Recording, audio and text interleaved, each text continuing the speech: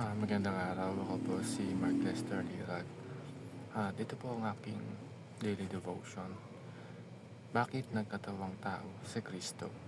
Active obedience na tinalakay po ni Pastor Russell Ocampo sa 265 daily devotion.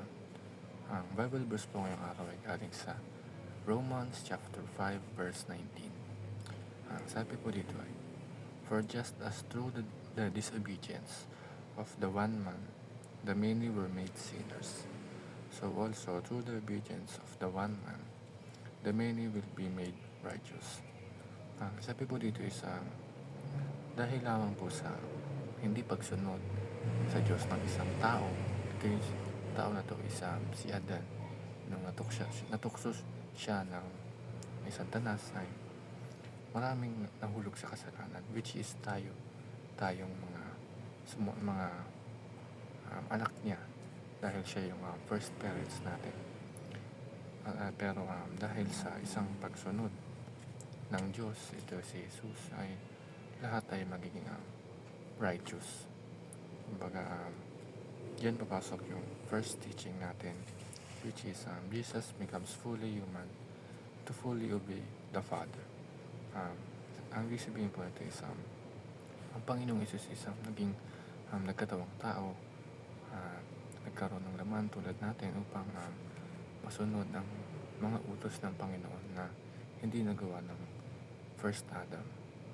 Dahil sa first Adam, hindi niya sinunod ang nag-iisang utos ng Diyos, kaya tayo ay nahulog sa kasalanan. Ngunit pagdating ng second Adam, which is ito si Jesus, siya yung sumunod sa lahat ng utos ng Diyos. Second teaching is Jesus represents humankind as the head of new humanity. Dati si Adam ang nag-represents ng humanity, pero dahil nahulog siya sa kasalanan, ay lahat tayo isang nahulog din sa kasalanan. Pero nang dumating si Jesus, siya yung nagrepresenta sa humanity, at siya yung naging head ng new humanity, at tayo ay maliligtas sa kasalanan sa pamamagitan ni Jesus.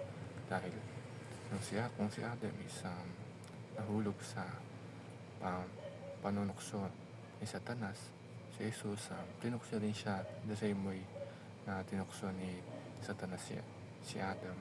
Pero si Jesus is hindi niya natukso si Jesus. Nagtagumpay si Jesus at natalo niya ang kaaway. Kaya siya yung naging head ng new humanity. Last teaching is Jesus' active obedience is credited to those who believe in His person and works. Ang pagiging active obedience ng Panginoong Jesus is nakikredit or napupunta sa mga naniniwala sa Kanya at sa mga gawa Niya. Kumbaga, kung tayo ay naniniwala tayo sa Panginoon, nanampalataya tayo sa mga ginawa ng Panginoon, lalo na yung ginawa ng Panginoon sa krus ng Kalbaryo, may credit din sa atin yung pagiging pagsunod ng Diyos. At kung tayo ay haharap na sa hukom or sa judge sa pagdating ng Panginoong Ama, ay tayo isa malinis na. Kumbaga, nilinis na tayo ng dugo ng Panginoon at hindi na tayo makasalanan. Yun lamang.